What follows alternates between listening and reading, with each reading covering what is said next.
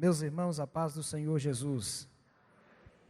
Nós estamos mais uma vez na presença de Deus, louvamos ao Senhor pela alegria de poder passar alguns momentos de joelhos, falando com Ele, tendo a certeza de que o Seu Espírito nos encheu da Sua presença, nos fortaleceu, nos deu ânimo.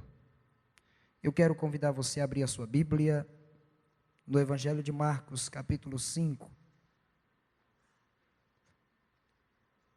Marcos capítulo 5, nós vamos ler a partir do versículo 21. Deus abençoe a cada um dos irmãos que oraram, que intercederam nesta manhã. Hoje foi uma manhã de intercessão. Eu não sei se você teve essa experiência hoje, mas parece que pelo menos aconteceu comigo. Enquanto eu estava orando hoje, eu tive dificuldade de apresentar aqui as minhas causas. Quando eu comecei a orar, Deus me fez lembrar de tanta gente, tantas pessoas que precisam de milagre, de cura, de libertação. E daqui a pouco eu fui apresentando essas pessoas e acabei que o tempo passou. E eu acredito que você tenha passado por essa experiência hoje. Quando você foi orando aí, você foi lembrando de amigos, de irmãos que precisam de milagres da parte do Senhor.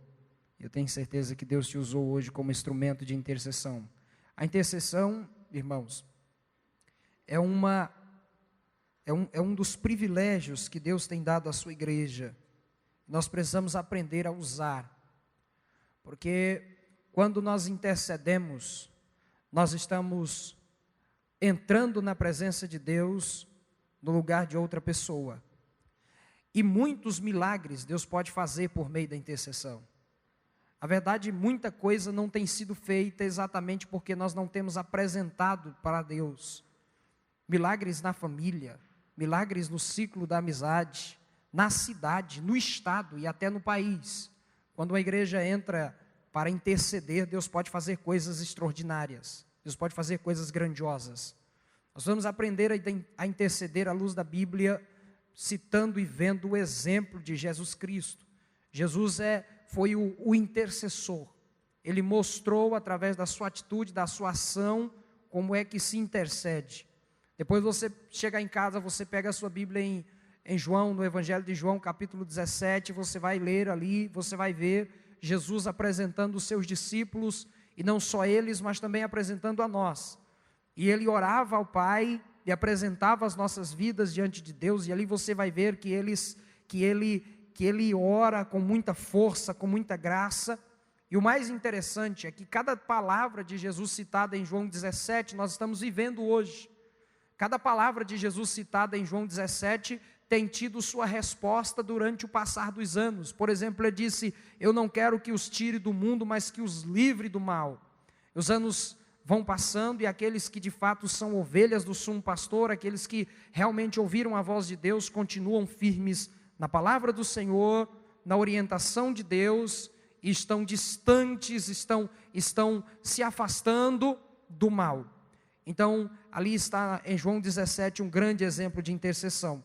E também nós temos na vida de Jesus, na sua ação, na crucificação, um extraordinário exemplo de intercessão, ali pelo ato da substituição.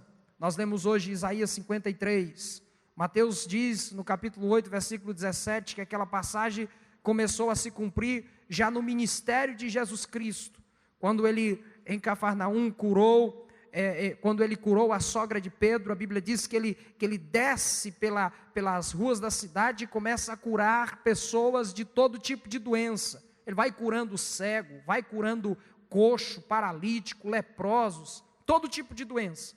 E aí Mateus escreve no capítulo 8, versículo 17, ele diz que ele fez isto para que se cumprisse a escritura que estava escrita acerca dele, que ele tomaria sobre si todas as doenças, todas as enfermidades, todas as dores.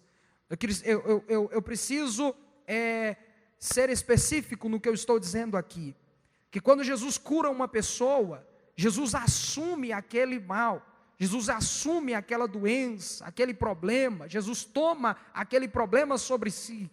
ele pega aquele problema para ele pega aquela dor para ele compartilha aquela dor, e depois que toma sobre si o que é nosso, ele deposita sobre nós o que é dele. A Bíblia mostra isso. Citei ontem, Mateus capítulo 11, versículo 28, quando a palavra de Deus diz que nós precisamos lançar o que é nosso sobre ele e tomar sobre nós o jugo dele, que é suave, que é leve. Nosso grande problema é que nós não sabemos o que temos quando estamos na presença de Jesus Cristo. Nós não temos noção de quantas coisas podem ser liberadas para nós quando nós nos aproximamos da pessoa de Jesus. Esse texto que foi lido hoje de Isaías 53, que o pastor leu, e nós vamos agora falar aqui da mulher do fluxo de sangue, mas esse texto de Isaías 53, é um texto que nos mostra, primeiro, qual era o nosso estado, onde a Bíblia diz que estávamos desgarrados como ovelhas sem pastor. Pedro diz que se cumpriu em nós. Mas depois o texto mostra o que foi que ele fez por nós, o que ele tomou sobre si para que nós hoje pudéssemos estar na posição que estamos, para que nós pudéssemos viver como estamos vivendo, para que nós pudéssemos ter o que temos.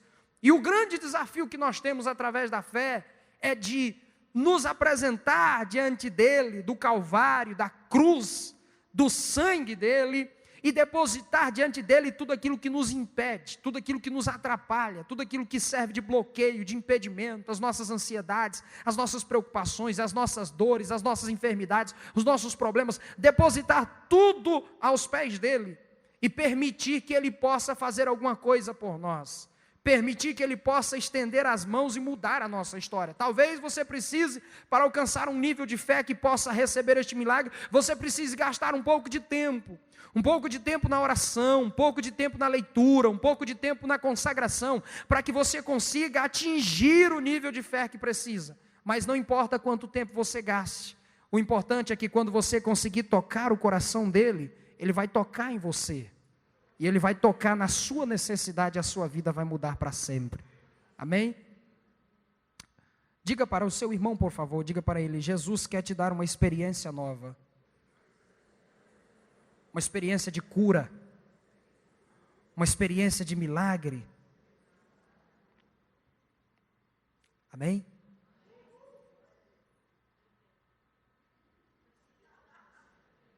Quem foi que gritou uhul aí? Ah, é tu. Legal. Mateus capítulo 5, a partir do versículo 21, nós vamos ler duas histórias interessantes. Dessas duas histórias, nós temos o destaque esta manhã para a história da mulher do fluxo de sangue, que tinha um fluxo de sangue. Mulher do fluxo de sangue. Quem ouve falar isso pode pensar que a mulher era casada com fluxo de sangue, né? É igual o camarada que estava pregando um dia e falou assim: irmãos, a viúva de Naim sofreu demais. Porque primeiro Naim morreu, e depois morreu o filho dela. O cara esqueceu que Naim é uma cidade, né? Não era uma pessoa. Então está aí, Marcos capítulo 5, a partir do versículo 21, diz assim: e passando Jesus outra vez, num barco para o outro lado, juntou-se a ele uma grande multidão, e ele estava junto do mar.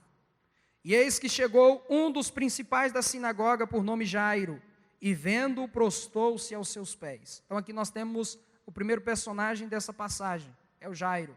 Jairo é um príncipe de uma sinagoga. Os irmãos eu acredito que todos vocês aqui sabem, que as sinagogas eram congregações dos judeus. As sinagogas existem até hoje. As sinagogas são congregações dos judeus. No Brasil, há sinagoga há muito tempo.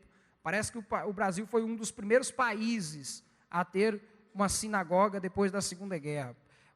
E é interessante que as sinagogas eram congregações onde os judeus se reuniam para aprender a lei, para aprender a palavra, para orar, para fazer orações. Elas foram criadas durante o período do exílio na Babilônia, quando os judeus estavam distante do templo, e por não ter o templo, eles não adoravam, não cultuavam, não estavam servindo a Deus. Então, os judeus criaram essa congregação, que eram várias, onde eles se reuniam para ensinar a lei de Deus, para ensinar a tradição dos judeus, para os judeus que estavam exilados. Só que quando eles voltaram para Israel, depois que voltaram para Jerusalém, que restauraram o templo, trouxeram também a sinagoga. Então havia o templo, mas também haviam as sinagogas. As sinagogas, elas não havia muito critério para se ter. bastava, por exemplo, o número mínimo necessário de israelita para construir uma sinagoga era 10. 10 pessoas, 10 judeus eram suficientes para iniciar o trabalho de uma sinagoga. Era como que uma subcongregação, né? E o Jairo, ele era um líder de uma sinagoga. Agora, Jairo tinha um problema, porque Jesus teve no decorrer do seu ministério problemas com líderes de sinagogas. Teve problemas, mas não por causa de Jesus, por causa deles. Jesus teve problema. Por exemplo, em Lucas capítulo 4, a Bíblia diz que Jesus, ele foi conduzido a um determinado lugar, enquanto que os líderes da sinagoga estavam querendo apedrejar ele. Lucas capítulo 4 diz a Bíblia que ele pega o rolo do profeta Isaías e ele lê no capítulo 61, onde o texto fala exatamente de cura. O texto diz: porque o Espírito do Senhor me ungiu para pregar liberdade aos cativos, para dar vista aos cegos, para pôr em liberdade os oprimidos e apregoar o ano aceitável do Senhor. E a Bíblia diz que Jesus então assume aquele papel. Ele disse: essa escritura se cumpre hoje. E aí ele então se ergue como aquele que viria para curar. E a Bíblia diz que eles não aceitaram isso, porque eles olharam para Jesus e lembraram que Jesus, aquele Jesus que pregava, se tratava do filho de José, lá de Nazaré. Ele disse: não é esse José de Nazaré?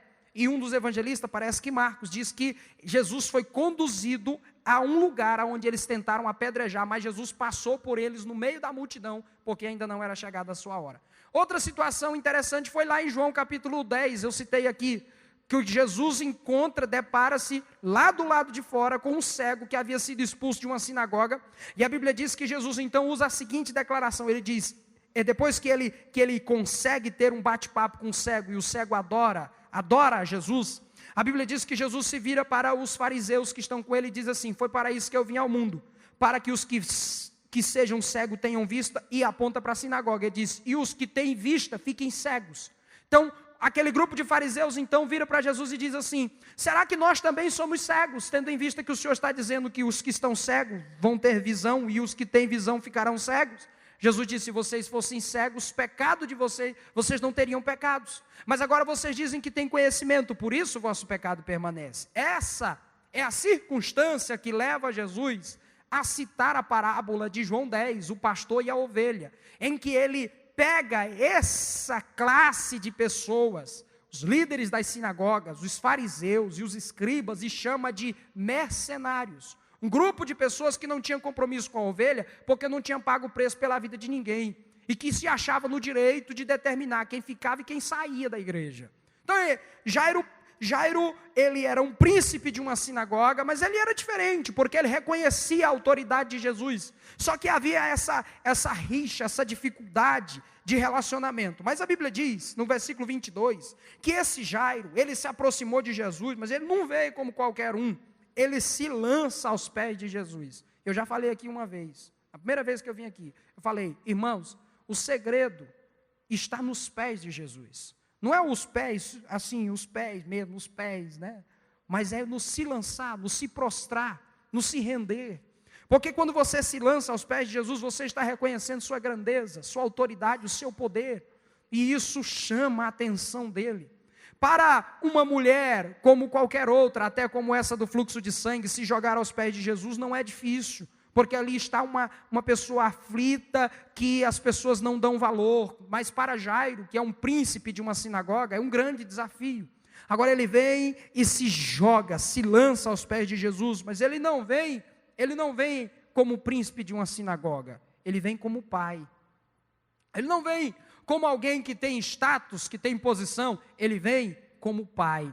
Porque eu não sei se você consegue avaliar isso, mas se você pegar os textos, você vai perceber que toda pessoa que recebeu um milagre de Jesus, ou que recebeu um milagre de Jesus por alguém, essa pessoa abriu mão de qualquer tipo de posição que tivesse, para que pudesse, como ser humano, ser contemplado pelo milagre. Uma das coisas que mais impede a pessoa de receber milagre é exatamente isso, é a sua posição, é a sua ocupação, é o que ele ou quem ele é. Ele chega e diz: ele tem que me atender, afinal de contas eu sou fulano de tal. Ele tem que me atender, afinal de contas eu sou Beltrano. Eu cheguei aqui nessa igreja, eu tenho que citar meu nome aí, porque eu sou fulano. Irmãos, diante de Jesus ninguém é nada. Quem é alguma coisa é Ele. E se você quer alguma coisa, você tem que se jogar aos pés dele e se humilhar. Porque quando você se humilha aos pés dele, ele estende a mão e abençoa você. Olha para o seu irmão e diga para ele, o segredo é se humilhar. Então ele se joga aos pés de Jesus Cristo, porque ele não vem como príncipe de uma sinagoga, ele vem como pai. O pai que tem uma filha aflita. O pai que está com uma filha à beira da morte. O texto aqui no versículo 23 diz que ele rogou muito. Ele disse, minha filha está moribunda, rogo-te que venhas e que lhe imponha as mãos para que sare e viva. Então, irmãos, aqui está.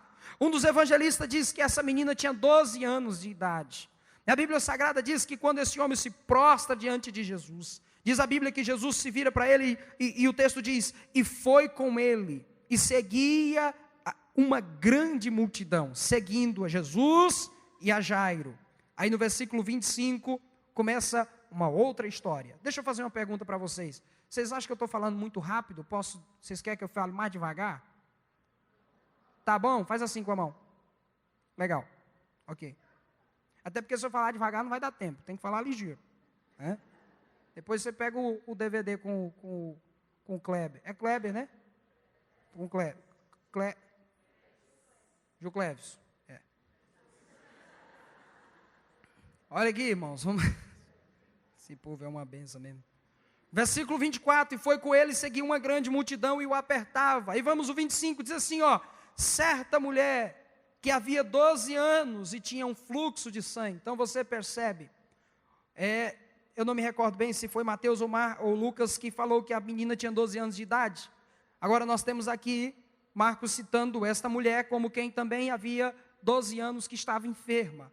Automaticamente, quando essa menina nasceu, essa mulher descobriu a sua enfermidade.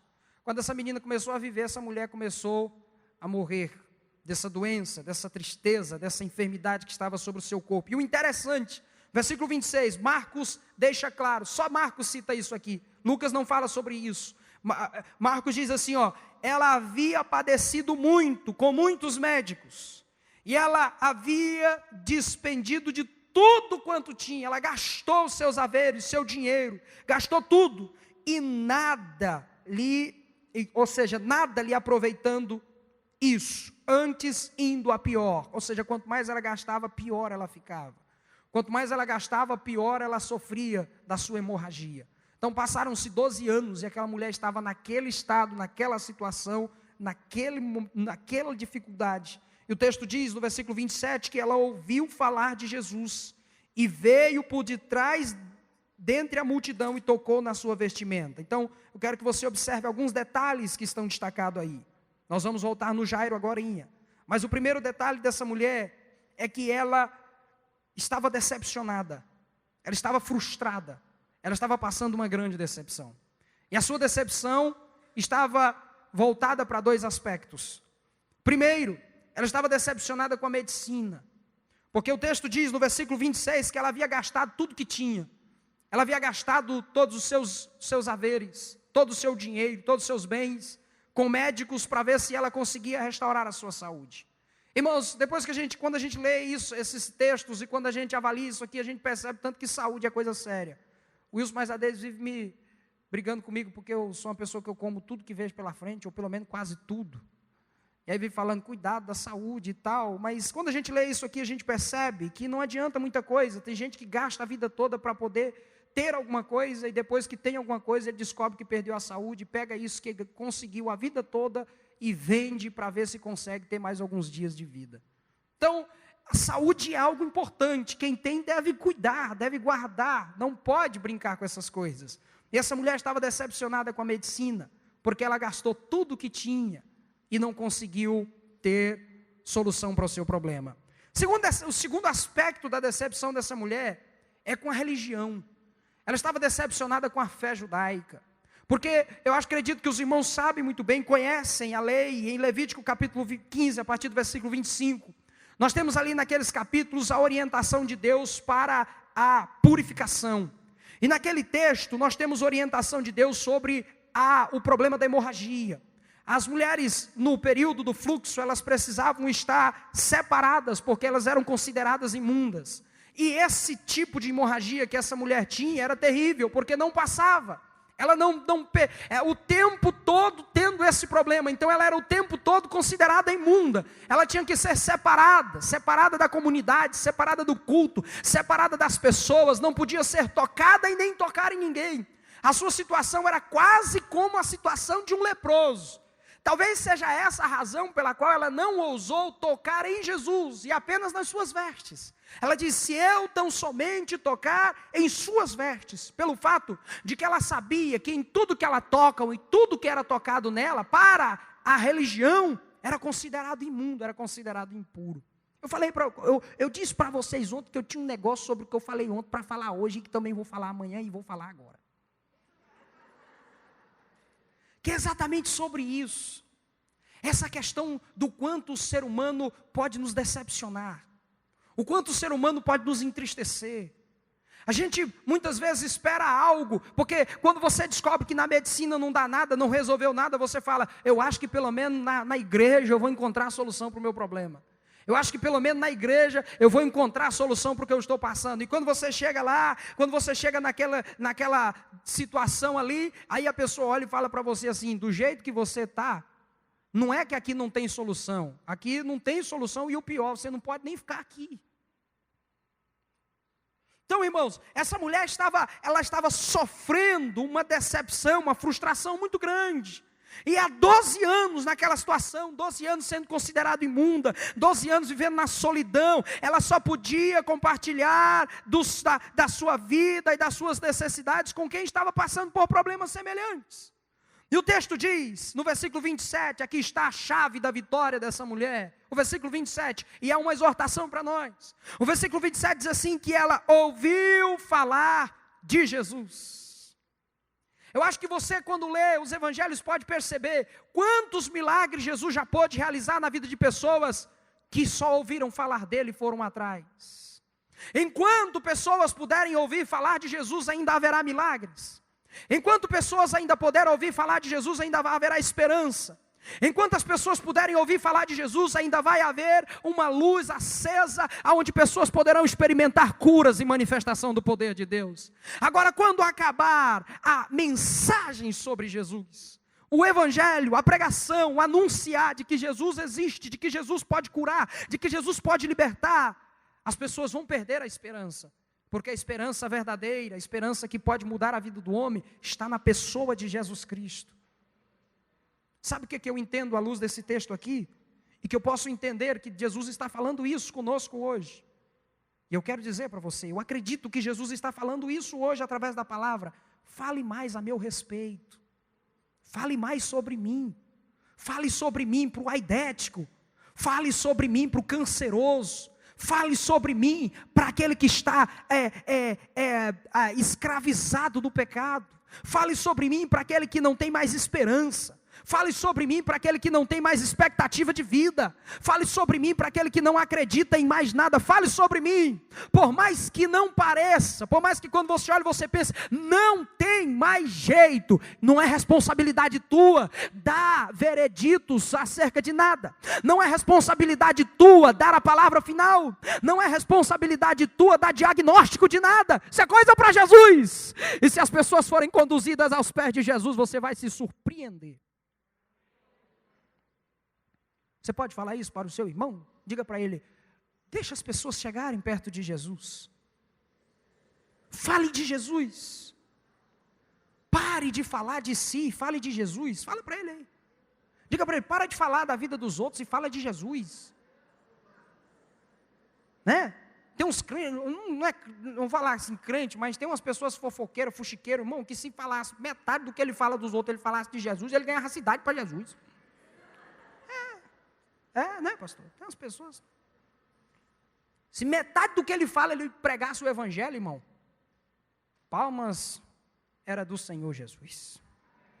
Então o texto diz que ela ouviu falar de Jesus e veio por trás, entre a multidão, e tocou na sua vestimenta. Eu acho interessante isso. Aqui nós temos uma fé que é expressada na sua atitude, vou mostrar isso agora, mas eu preciso lembrar a vocês que ela teve um grande obstáculo, porque o texto diz aqui no versículo 24, que a multidão era grande, que apertava. E o versículo 27 diz que quando ela ouviu falar de Jesus, ela veio por de trás. Ela não podia vir pela frente, porque as pessoas o veriam, ela teve que vir por detrás. E ela teve que arrumar uma forma das pessoas não ver que era ela que estava passando. Quem conhecesse ela gritaria: tem uma imunda passando. Ou tirariam ela daí, ou abririam espaço para ela passar. Então ela veio por detrás, ela vai vencendo um a um. Ela vai tirando um a um, ela vai aproveitando o espaço que um vai deixando e vai conseguindo alcançar posições até conseguir ver de longe um pedaço da vestimenta de Jesus Cristo. Irmão, só Deus sabe como estava o coração dessa mulher. Só Deus sabe como é que estava a esperança no coração dessa mulher. 12 anos enfrentando aquele problema. E ela sabe que agora ela está diante da solução do problema dela. Meu irmão, você não vai conseguir barrar uma pessoa desse jeito. Você não consegue parar uma pessoa desse jeito. Só ele sabe o quanto ele já sofreu. Você não consegue interferir o processo dele. Ó, irmão, não vai não. Você, olha, se ver você lá, vão te pegar e vão te apedrejar. Se verem você lá, vão fazer coisa terrível com você. E ela não está nem aí para isso. Porque ela sabe que pior do que o que está não tem como ficar. E se tem um lugar onde ela pode encontrar paz, é debaixo, é aos pés de Jesus Cristo de Nazaré. Então o texto diz que ela foi se aproximando. Agora, eu quero que vocês observem o versículo 28, porque aqui está uma declaração desta mulher. Ela está declarando. Eu preciso que você entenda isso. Tem algumas pessoas que não conseguem compreender isso. A declaração é importante para que você possa receber seu milagre. Você precisa notificar, você precisa falar. Para que falar, pregador? Porque precisa registrar. A Bíblia diz isso em Malaquias capítulo 3. Há um memorial diante de Deus para aqueles que creem no seu nome, que falam, que comunicam. Você precisa declarar, você precisa abrir a sua boca. Deus sabe o que eu preciso. Claro que Deus sabe, mas Deus quer ouvir de você. A Bíblia diz que quando Jesus chegou diante do cego Bartimeu, perguntou para ele o que ele queria. Tem até alguém que lê isso aí e fala: mas que pergunta, hein? Você quer? O que você quer?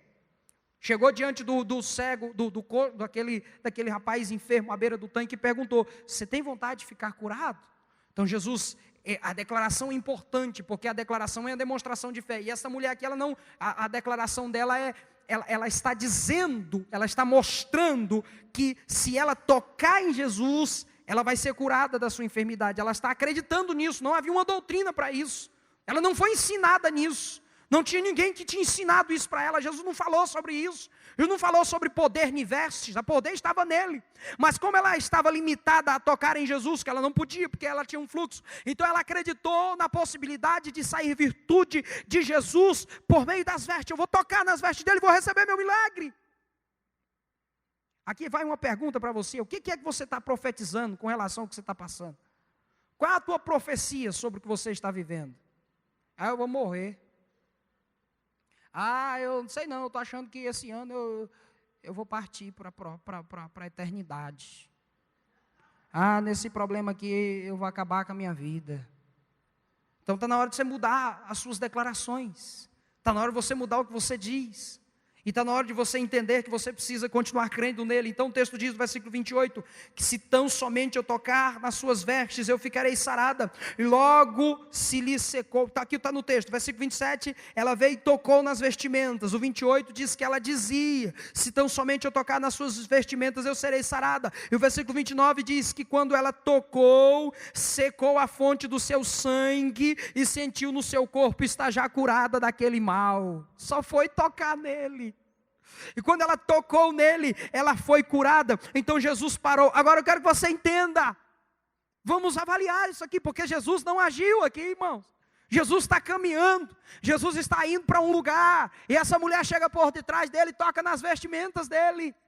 Só que quando ela toca nas vestimentas dele, ela toca pela fé. A sua fé foi capaz de mover no ser divino e tirar de Jesus virtude. Virtude aqui é poder, irmãos. A fé é o agente que pode trazer, que pode puxar. Faz assim com a mão, faz assim. Diga comigo: a fé puxa. Diga comigo: a fé é capaz de puxar. Ela suga o poder de Deus. A fé suga o poder de Deus, irmão. Quando ela toca nas vestes de Jesus, sai virtude de Jesus. Antes de Jesus se virar para ela é curada. Porque alguém poderia pensar assim, não, Jesus virou porque na hora que ela tocou, ela segurou o vestido e quase que Jesus cai para trás. Não foi isso que aconteceu, irmão. Ela toca nas vestes dele, e quando ela toca, está aí no 29, ela foi curada da enfermidade. Aí, no versículo 30 diz a Bíblia que Jesus, conhecendo que virtude de si mesmo saíra. Isso é lindo demais, porque Jesus sabia que tinha saído poder de dentro dele, e ele nem estava fazendo nada. O texto diz, saiu o poder dele, voltou-se à multidão e disse, quem tocou nas minhas vestes? Aqui nós temos uso da fé, porque as vestes de Jesus não estavam só sendo tocadas, eu acredito que de vez em quando era até pisada. Uns tocavam, uns pisavam, outros puxavam, uns queriam arrancar um pedacinho com a tesoura, né? Eu vejo uns pregadores por aí que eles botam umas toalhas, botam uns trem e tal, e as pessoas vêm, um pega uma toalha, um pega um pedaço de pano, e um dia desse eu vi um pregando que ele estava com a toalha, que ele botou no pescoço, pastor, e foi uma ponta lá no chão e a outra lá embaixo. Eu falei, desse jeito aí, beleza. Desse jeito aí, quando terminar o culto, a toalha está toda suada, ele corta ela em pedacinho e dá para cada membro da igreja. E todo mundo vai embora satisfeito. Mas ela tocou em Jesus Cristo. Só que naquele dia, eu quero que você perceba, olha o que está escrito do 30. Jesus, conhecendo que virtude saiu dele, voltou-se para a multidão e disse, quem tocou nas minhas vestes? Aí vem o 31, diz assim, disseram-lhe os seus discípulos, vês que a multidão te aperta e dizes quem me tocou? Em outras palavras, todo mundo está te tocando. Todo mundo aqui te toca. O que está à esquerda, o que está à direita, o que está na frente, o que está atrás, tem gente demais. O senhor está no meio da multidão e o senhor ainda pergunta quem está tocando o senhor. A pergunta.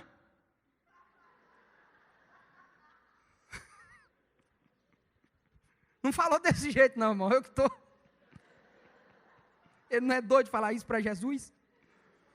Aí vem Jesus, versículo 31. Jesus disse no versículo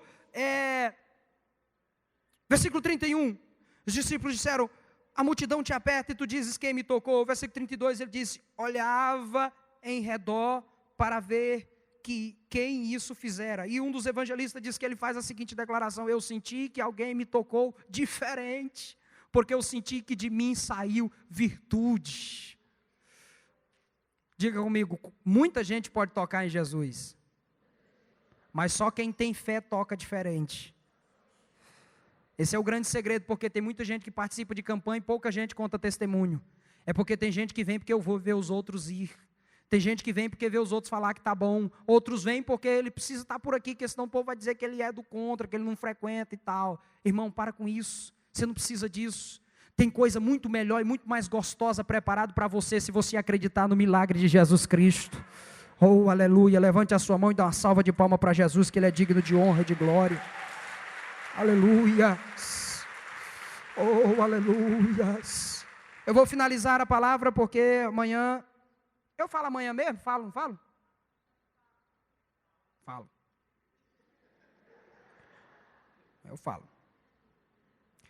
Eu vou finalizar a minha palavra porque amanhã eu tenho uma situação aqui.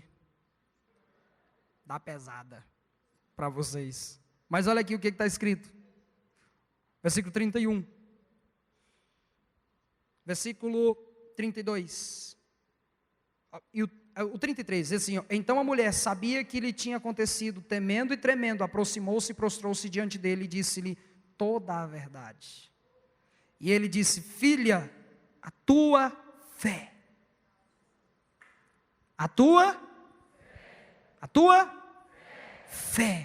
te salvou, vai em paz e ser curada desse teu mal. 12 anos.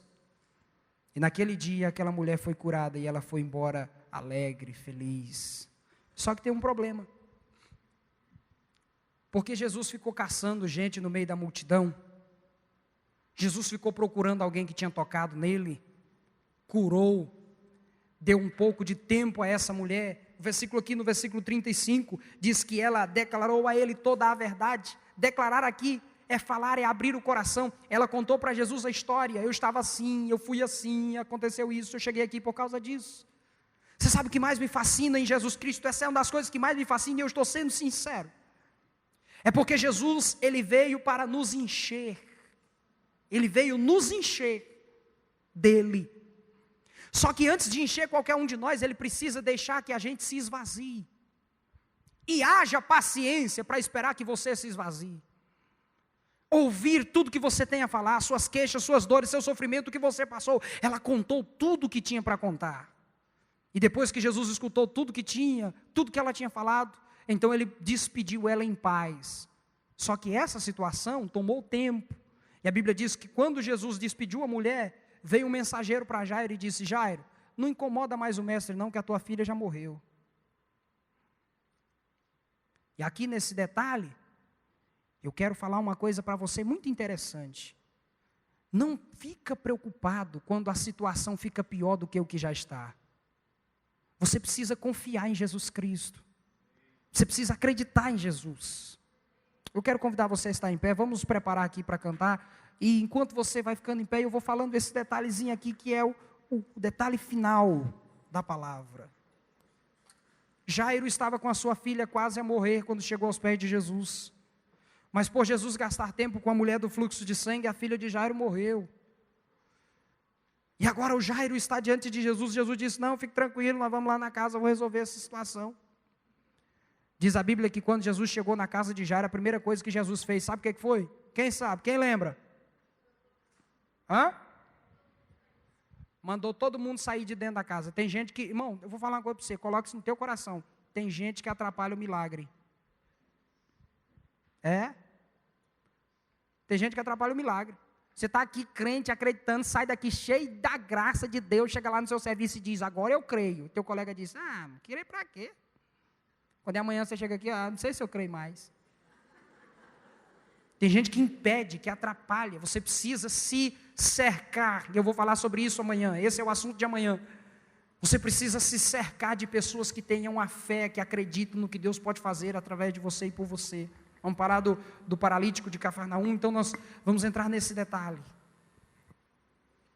Você precisa investir em pessoas que possam confiar no milagre de Jesus junto com você. E tem um negócio amanhã também que nós vamos entrar de bicuda aqui, que é um negócio do ajudar, do dar a mão, do estender a mão. Fala para o seu irmão e diga para ele: se você faltar amanhã, Deus não vai deixar você dormir depois de amanhã.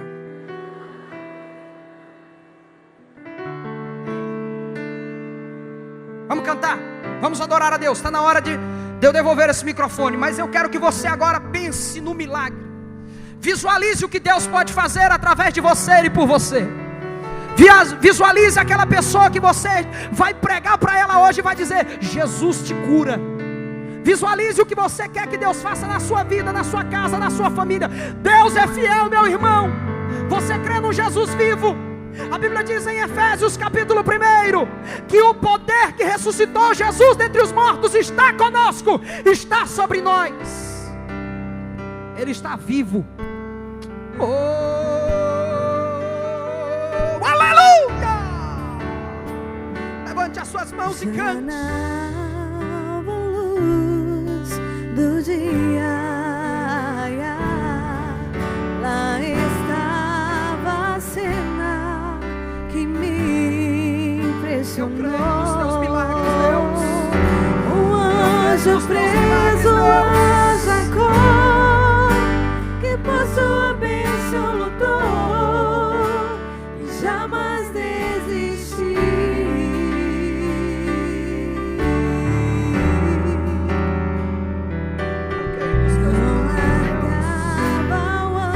Eu creio que o Senhor é capaz de libertar o homem da escravidão.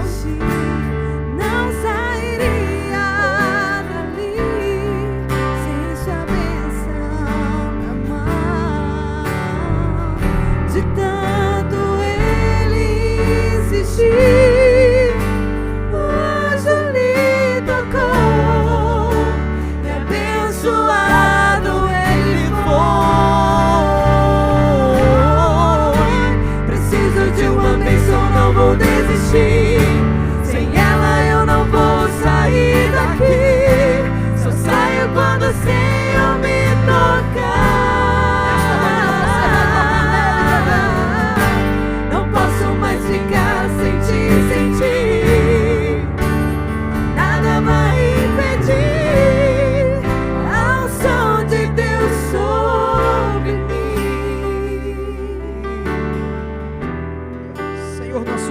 isso, Pai.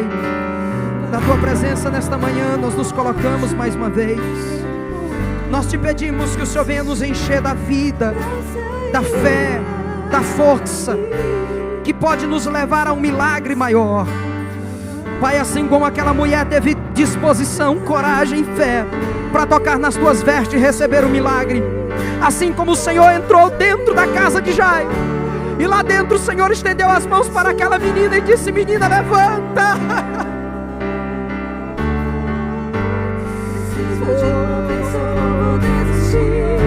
Sem ela eu não vou sair daqui. Só saio quando o Senhor me tocar.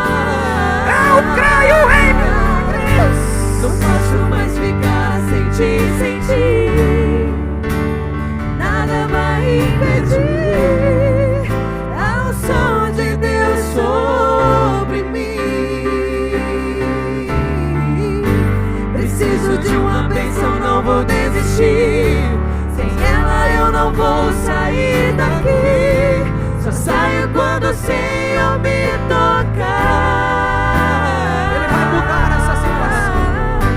Não posso mais ficar. Ele vai mudar para sempre a sua história.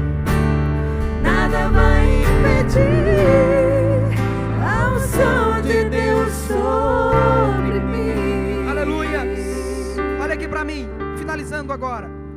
Ele chegou de frente daquela menina, só o pai e a mãe e os seus discípulos mais chegados. E a Bíblia diz que ele virou para aquela menina e disse: menina, levanta. A menina levantou, irmãos. Jesus pode fazer isso dentro da sua casa. Jesus pode, diga para o seu irmão, diga para ele: Jesus pode fazer isso em você. Ele pode ressuscitar sonhos, projetos, desejos. Ele pode ressuscitar a tua esperança.